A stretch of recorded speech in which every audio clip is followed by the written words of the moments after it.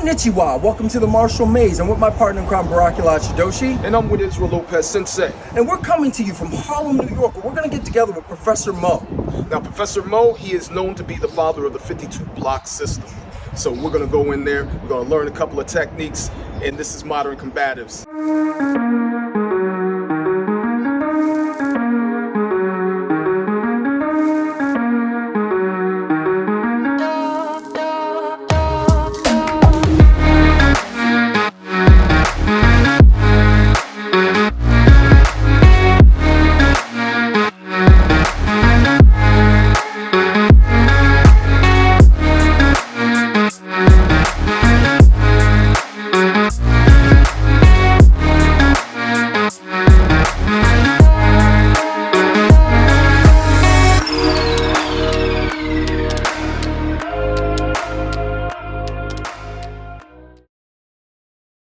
As we head downstairs, I'm very excited because I've heard a lot about Professor Moe, who was featured in Black Belt magazine, and I've heard a lot about the 52 blocks fighting system. We currently have arrived a bit early, class is in session, so we're going to have to wait in the hall until we're acknowledged. Meanwhile, we'll have a look around. Man, talk about butterflies in the stomach. With the history of the 52 block system, I'm very intrigued because a lot of what I came up under, I had no idea that it came from our ancestors, and it was so rooted deep within our ancestry in Africa and in America. So yes, I am looking forward highly.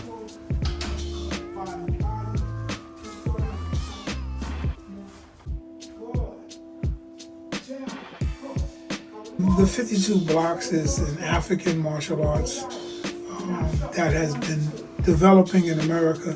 It started out as knocking and kicking. This is the fighting system that the slaves came in. Big. 1, 2. Good. Like capoeira, which is from Brazil, it is an African martial arts. It came over through the slave ships, and those people who became slaves, this was their fighting system. You know, when it first started off as knocking and kicking, Virginia Shuffle, Carolina Chaos. As it moved on, it became Stato, because I always tell people that the 52 blocks didn't come from jail. The 52 blocks went to jail. Hey guys, how are you? Hey, all right, all right. Good, salute. How you doing? Salute. Excellent. All right, it's a pleasure to be here. Glad to have you guys here. All right. So what do you have in store for us? These guys are just doing some basic movements, and we're going to start off breaking down what are some of the most prevalent moves that you'll see in the 52 blocks. For instance, called crossbone, cover the bullet. So we're doing a combination which is called set number 1. So this is set number 1. We have several sets, but this set will probably get you with all the terminology of the 52 block. 52 blocks has a lot of basic terms, that you'll understand. Shuffle the cards, you shuffle the cards. Roll the dice, you roll the dice. Cover the bullet, you cover the bullet. So it's all in English, and it really explains to you some of the basics. That's why it's great for kids. When I teach kids, because teach kids how to do it because they understand it. Stack the deck, you're blocking and stacking the deck. Mm-hmm. So right now, that's the drill that everybody's doing now. Glad to have you guys here today. Hey, it's a Thank you pleasure. so much. Excited. Thank you. Salute, gentlemen. Salute. Okay, good. All right. Let me show you what we're doing, guys. And shuffle. Good. Shuffle those cards. Ready? Jab, cross, cover the bullet, skull and crossbone, roll the dice, and shuffle. As we watched Professor Moe flow from technique to technique, I found myself enjoying the pragmatic simplicity of the flow. Roll the dice and bam, shuffle. Okay, so come. Let's work with it backwards. So shuffling is attacking the eyes or attacking the throat. So jab, cross, cover the bullets. 2 straight punches. 1, 2. Again. 1, 2. Again, 1, 2, cover the bullet. That's the bullet. What am I doing? Shoot it. covering the what? Cover the bullet. Now, skull and crossbone. Hook, hook. Good. Hook, good. This is your skull. This is what? Bone. Cross what? Crossbone. So do it again, 2 hooks. So hook. That's covering the bullet and skull and crossbone. So you did jab, cross, cover the bullet, bang, bang, and then what? Hook came, bang, bang, right? And then he tried to hook punch again. Roll the dice. In his face. I'm hitting him. And then I'm coming back. When I'm coming back, I'm striking under. Alright? So watch again. Just that fast. Sir. Now the next move I would do is what? Attack the eyes. Make sense? Yes, sir. Come on, I'll show you. So your hands up. Jab. Cross. Good. So I'm covering the what? Bullet. Now you throw a hook. Good hook. Skull and what? Crossbone. There we go. Good. Now she throws another one. Go bam, bam, and bam. There we go. A lot of stuff I can do from there. I can do knee, I can sweep, I can do a lot of other stuff there. Now let's put it together with something different. Jab, baby. Can block. Strike. Jab again. Watch again. So right there, throw that punch. I'm doing what? Head what? Head tap. Good, let's go. Let's go back online. So we're gonna go jab, cross, head taps. Jab, cross, head tap. Jab, cross, head tap.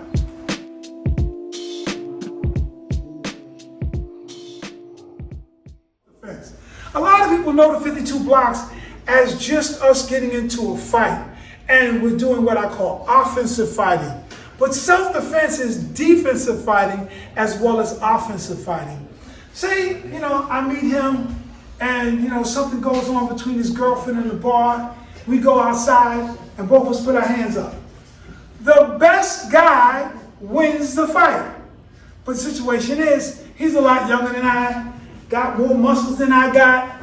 So I'm not going to play with this guy, right? So what happens is, we also have the defensive aspect. I might not be able to outpunch him. So what about the defensive aspect? When you're walking down the street and the guy grabs you. He wouldn't have grabbed me if he knew that I could defend myself. He wouldn't have grabbed me. That makes sense?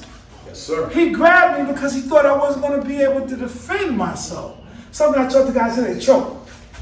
The man choked me, I palmed him, came across, elbowed him, broke his finger, punched him, and kneed him in the head. He would have never choked me if he knew that I was going to defend myself. So now we're going to talk about the aspects of how to use the 52. First, when he's punching at me, this is my first movement. Second movement, I'm head tapping. Next movement, popping, stepping around. That's the spinning elbow. From the spinning elbow, I have an arm bar. Now I'm going to step, use my locks to throw him. He's right here. Now I'm going to attack his breathing, dropping my knee, kicking him in the face if he stands up. Now I'm looking around because, like I told you before, AD has a big brother who's always around. So where is that dude at? That dude's always in the house. So that's basic, just being able to defend yourself. I just defended myself against 2 punches. One, I parried my palm. The next one, I head tap. When you see guys doing this in the 52s, that's what that movement is. Punches that hand. That's what that movement is. I got a little tap of this. It may look like double pyramids for a minute, but right there. Because this is the double pyramid. Offense and defense, double pyramid. But I want to also be able to control and elbow at the same time. The 52 blocks has a lot of elbows and a lot of headbutts. Okay, so now we've been talking about the defense of the 52 blocks and understanding the history of the 52 block. Back in the day, when I was a kid, the 52 blocks was called Jailhouse Rock or Stato. And then before then, back in Jack Johnson's days, back in the slave days when they came, it was called knocking and kicking. Then from knocking and kicking, it became the Virginia Shuffle. From the Virginia Shuffle to Carolina Chaos. And it was called other things, but the 52 blocks represents all of those particular aspects in martial arts. When I walked out the door as a kid, we knew that the 52 blocks was martial arts that came from the black community. If you take Taekwondo, what's Taekwondo? That's Korean. If you take Kung Fu, that's Chinese. If you take karate, that's Japanese. And also there's another martial arts called Savate. Savate's from France. And you see them, they wear the nice tights and the gloves.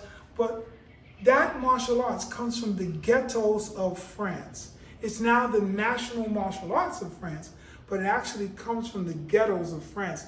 It's called Savate. It looks like kickboxing, but that martial arts developed in the streets of France.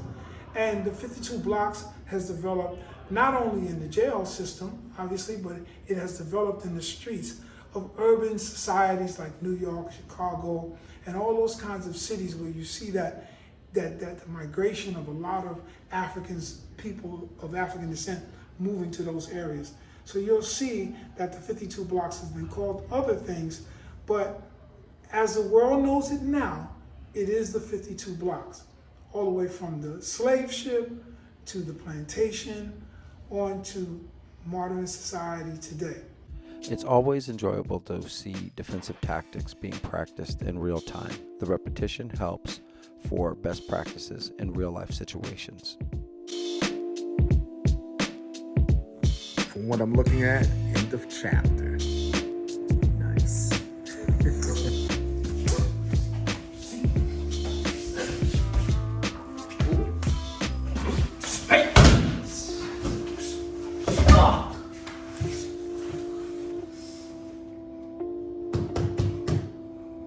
Makeshift knives were always part of the system. They're called shanks. But a gun component wasn't part of the system. In many martial arts systems, they don't have real gun components. So I decided that I felt that we needed a gun component. The key to any martial arts is how does it work?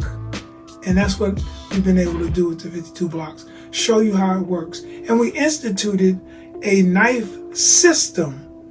How does it work? Sharp blade, dull blade, no blade at all. How to disarm a person if they're shooting a gun at you. And also, for some of my advanced 52 block students, they also learn how to shoot. Take them to the gun range. You've got to learn how to shoot a gun. You're really learning how to defend yourself against a gun better when you actually know how to shoot. You know how it works. Now, also I talked about the offense and defense. Now let's talk about weapons. You see guys, they're learning nunchucks and samurai swords. You can't carry that stuff around. Not legal. And bow and arrows, no one uses those weapons.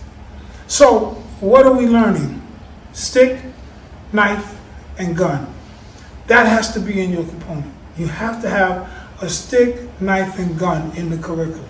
So I'm going to show you a couple of simple things with the stick, the knife, and the gun, how to defend yourself. Now, let's just do the knife. We're going to do the knife, and then we're going to do some gun stuff. Now, don't think that only men are going to be attacking each other with weapons, because women will cut you up too. So we're going to do this. Come on out, Shirley. Good. You're going to do the one strike. You see the one strike coming. The one strike is the most common strike. That's what gives you that $150. Two strike. The two strike, another strike. Three strike. Four strike. And five. This is the stabbing. Outside and the stabbing. Outside. What you also want to have is control. The key is to get control of this weapon. Notice I went under the arm. The reason why I went under the arm is because what's she going to do? Pull it back. That pullback, she tries to get that weapon back. So what am I doing here? I'm possessing the weapon. I'm able to throw a headbutt. I'm able to sweep her. I'm able to do a lot of things because this knife is behind me now. So we want to learn the basic principles of the knife and how to use the knife. I see a lot of guys come to one strike. One strike, doing these kinds of disarms. Go to the other side. Come one strike. Cross block and bring down. Looks good, right? Nice. Won't work in a real street fight though. First of all, I don't understand or know this weapon. I don't know if this weapon is a very sharp knife, like my knife is. I don't know if it's a used or dull knife. That kind of changes from slashing to poking because it's a dull knife. I don't know if it's sharp on both sides or one side. So to do some stuff like that blindly without understanding what the weapon is, you're taking a lot of risk here. But first today, let's learn the most common strike that you're going to see. Because you're not going to learn them all. We're going to talk about the one strike. So she wants to cut me, slash my face, slash my throat. We see that a lot. $150. So when she comes, I'm going to raise the gate. I have both hands in. Now from there, she can always get a headbutt. I'm not worried about the weapon. I'm outside of the weapon. One of the worst things I don't want to be is she swings at me is this. Because I'll run out of room as far as that when she's slashing here. I step in, and then I can use that headbutt and use that elbow right there. Elbow, strike. I can do anything I want. I can come under and disarm the weapon. If my hand comes under, she has to disarm this weapon. I didn't come over and do this, did I? No. I came over and I did this, grabbed her own hand so I can pull. And then from there, there's other ways I can cut. Cut the wrist, cut the fingers. So I can cut the throat, wrist or fingers. You get it from the front. So she came with the one. I raised the gate. I trapped the hand. I elbow. If I think I have her under control, I disarm. Disarm. Once I disarm, look what I can do. Or under the arm, which makes her bleed. Or step back. Cut the wrist, cut the fingers so she won't touch me again. So this is understanding the knife, but you have to understand what those basic strikes are. Another one is the ice pick coming from the 5. That's something that happens a lot. The ice pick, I want to come into that ice pick, and I'm outside of that ice pick. In a good world, return to sender. Return to sender and restore out. But here with that coming in, I gotta come in this way. I can't do this because she can stab me. So I'm coming in. Are you gonna get cut with a knife? Yeah, you might get cut, but you don't want to get stabbed, and you don't want to get cut in other spots. So that's just it on a knife. We're not gonna go into a lot of stuff with knives, but the techniques you have to look out for is a slash and a stabbing technique or ice pick. So you have 2 main grips, right? You have the hammer grip, and you also have the ice pick. Those are the 2 grips you're going to see most of the time. If you see the saber grip, you're probably with a guy who knows how to use a knife, and you're probably in trouble. I would suggest that you run. Run. You should have ran the first time, but definitely if he's using a saber grip, I'm out of there. Mm-hmm. So sometimes you can see by what somebody's using, what somebody has. Thank you very much. Good. All right, now we're going to talk about defending ourselves against the gun, AB. Good. So he's going to point the gun. Good. I didn't tell him what to do, right? He chose to do that. One of the things I want to do is I want him to be as close as possible. The further distance, the more I'm in trouble. I want him to be close to me. That's how I'm able to disarm this weapon. And then moving out of the range of the weapon. Out of the range of the weapon. And one of the easiest ones to know is push up, push down. Right there, push up, push down. Look at this arm bar. Arm bar, this is on the side. Elbow to the face. And then you have your sweeps and other things that you can do. But be aware of this weapon. Watch again. Good. And a lot of people like disarms like this. If you disarm the gun like that, the gun will fire. Because his hand is in the what? Chamber. Trigger. So when I do this, what's happening? Hopefully, my girlfriend, my wife, I better not have a girlfriend, my wife, hopefully my wife is not there, right? Because what happens? She gets shot. So you want to be able to understand how to defend yourself. And that's very important. This is basic. Everybody, every criminal is going to probably do this to the head because they want to tell you they're in control. So as a martial artist or as a person practicing martial arts, you need to have understanding of that. How to get rid, please? I'm there. No, I don't know what's going on. It's nothing wrong with me putting my hands up. They accept that. What they don't accept is this. Now you get shot. They don't accept that. They will accept this. Oh my God, what's going on? And I'm out. And understanding, and then you have to also understand what parts, what the trigger guard is. You have to understand the different parts of the weapon. If you never shot a weapon, as a self-defense person in the 52, with the 52 Federation, you have to go to the gun range. Everybody in the 52 Federation will go to the gun range. We're all trained in how to use a weapon. It's very, very important. And we have a big thing happening in the summertime where everybody will be going out to Miami, and we're going to be doing 2 weeks out there. We're going to be doing some gun work. Thank you, sir. Now, okay, so this one is to the stomach. Same thing, you gotta pass it. You gotta pass it. The thing I wanna do is get out of that gun, get out of there. Real simple to pass it. Pass it. And this in the 52 blocks, if he didn't have a gun, this is called tug the pants, where you grab the pants and punch the man. Watch. Grab the man and punch him. So what am I doing? I'm headbutting him, and I'm also hitting him, but I'm grabbing his leg. I'm tugging the what? He don't have pants on. I'm tugging the pants. I'm tugging the pants, right? Mm-hmm. So this is called tug the pants. And I'll use the same concept if he has a gun. Gun, when I pass it, that punch happens immediately. Gunfire, I know how to grab the weapon. I'm there because I don't want what? Pull back. Mm-hmm. So he's going to try to pull back and get his weapon. I'll take any punch he can give me. What I won't take is him getting his weapon back. What's my next movement? Knees, scrapes, but what's going to happen? I am not letting this weapon go. Last but not least, don't believe in stuff like this. Point gun. One of the first disarms I learned that I thought was so excellent was punching here and striking here. So, that's nice, but I just shot you by accident. I have no control. Mm-hmm. So when I did this, and the gun fired, you got hit, or he got hit. I want to make sure that I have control. So these kinds of things are reckless. This is a reckless disarm. This is a reckless disarm.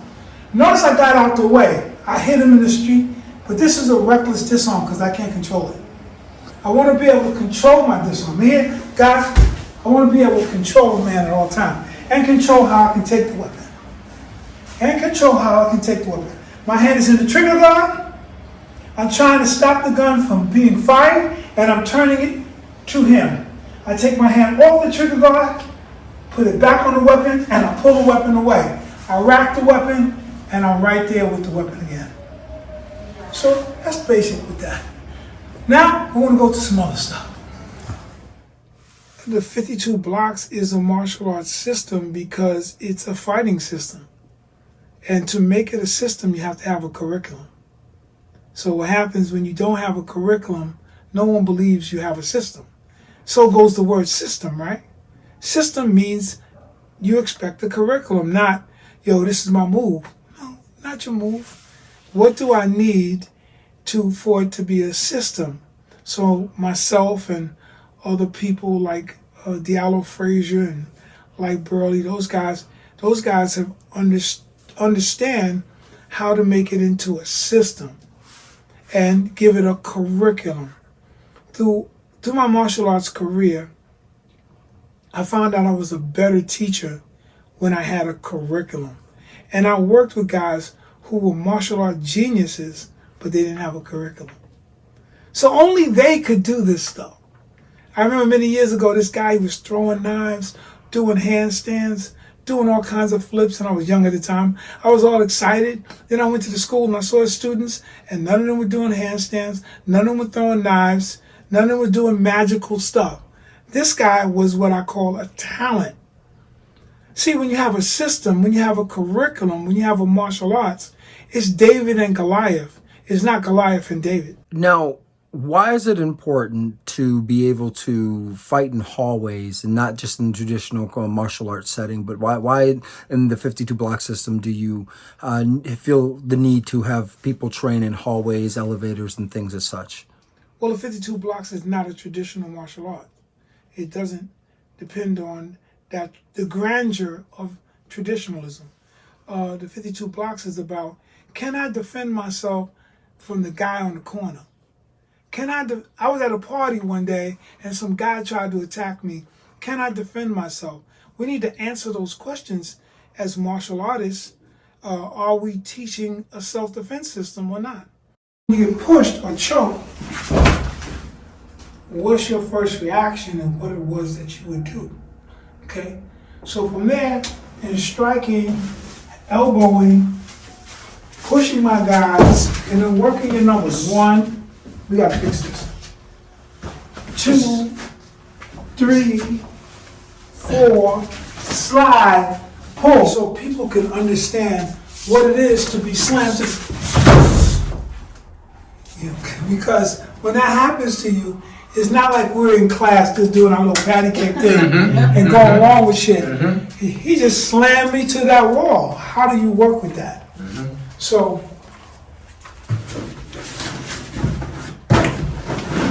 in working against the attackers, again, slam to the wall. Let's go. Slam to the wall. Right there. Hit him with that pyramid. Striking. And then I can redirect. Push. Knee. Elbow. Break the leg. Cross punch. Look. Elbow. Because what am I looking for? His voice. Looking for his friend. I step out, I know who he is. There's a lot of other stuff I can do. And it's not just the 52s, it's with any self-defense system. You know, am I learning sport? Because there's some martial arts that are sport. Am I learning sport? Am I learning culture? There's some martial arts that's more about the culture. You know, meditation, riding horses, all kinds of, it's the culture. Well, what a session. What a session. So much I gained from this. Yes, thank you, man. We learned a lot. 52 blocks. Crazy. Man! 52 blocks, and some people ask stupid questions like, well, is it just for black dudes? No, it's not. The 52 blocks is for everybody. Men, women, and children. I learned a Korean martial art. They didn't tell me, oh, this is just for Koreans. I took Shotokan karate. Oh, this is just for karate guys. I took Taekwondo. Oh, this is just for Korean guys. They never said that. So the 52 blocks is for everybody. And we encourage people to get hold of the Federation, get us on Facebook, Instagram, and we'll get more and more people going. Okay? All right. Well, definitely, once again, thank you for having us. Yes. Professor Moe. Salute. Thank you. Good. Salute. All right. Here's the salute. 5 on the heart, 5 on the heart. 2 on the hand. 2 on the head. 52. 5 on the heart, 5 on the heart. 2 on the 2 on the hand. I love that. 52 blocks. 52. There you go. So, there you go. So, I'm as always with my partner in crime, Barakula Shidoshi. and I'm with my partner in crime, Israel Lopez Sensei. And you've been watching the Marshall Mays Modern Combatives. Next week on Modern Combatives, Barakula Shidoshi and Lopez Sensei return to the 5 boroughs, this time Brownsville, Brooklyn, New York, to meet with Marshall Mays alumni Soke Hassan Khalik, founder of Kuro Shinkai Jiu-Jitsu. In a post-COVID world, this is a must-see episode.